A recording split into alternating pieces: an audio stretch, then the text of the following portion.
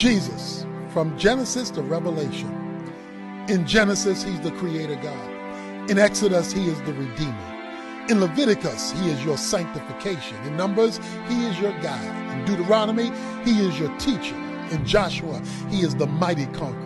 In Judges, he gives victory over your enemies. In Ruth, he is your kinsman, your lover, your redeemer. In 1 Samuel, he is the root of Jesse. In 2 Samuel, he is the son of David. In 1 and 2 Kings, he is King of kings and Lord of lords. In 1 and 2 Chronicles, he is your intercessor and high priest. In Ezra, he is your temple, your house of worship. In Nehemiah, he is your mighty wall protecting you from your enemies. In Esther, he stands in the gap to deliver you from your enemies. In Job, he is the arbitrator who not only understands your struggles, but who has the power to do something about them. In Psalms, he is your song and your reason to sing. The man, the one you can depend on to stay by your side. In Obadiah, he's the Lord of the kingdom. In Jonah, he's your salvation, bringing you back within his will. In Micah, he is the judge of the nation. In Nahum, he's the jealous God. In Habakkuk, he's the Holy One. In Zephaniah, he's the witness. In Haggai, he overthrows the enemies. In Zechariah, he's the Lord of hosts. In Malachi, he is the messenger of the covenant. Moving on to the New Testament.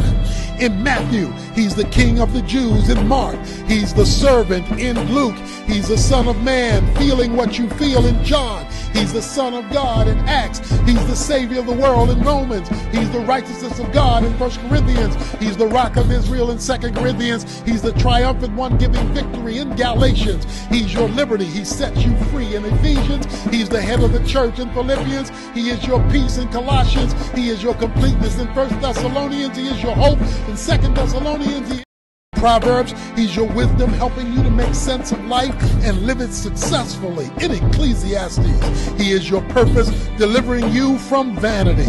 In the Song of Solomon, he is your lover and your loyal friend. In Isaiah, he is the mighty counselor, the Prince of Peace, the everlasting Father, and more. In short, he's everything you need. In Jeremiah, he is your balm of Gilead, the soothing salve for your sin-sick soul. In Lamentations, he is the ever-faithful one upon whom you can depend. In Ezekiel, he's your wheel in the middle of a wheel, the one who assures that dry, dead bones will come alive again. In Daniel, he's the Ancient of Days, the everlasting God who never runs out of time. In Hosea, he is your faithful lover, always beckoning you to come back, even when you have abandoned him. In Job, he is your refuge, keeping you safe in times of trouble. In Amos, he is the husbandman, the one you can depend on. Thessalonians, he is your glory. In 1 Timothy, he is your faith. In 2 Timothy, he is your stability. In Titus, he's God and Savior. In Philemon, he is your benefactor. In Hebrews, he's your perfection. In James, he's the power behind your faith. In 1 Peter, he is your example. In 2 Peter, he is your purity. In 1 John, he is your life. In 2 John, he is your pattern. In 3 John, he is your motivation. In Jude, he is the foundation of your faith. And in Revelation, he is your coming King.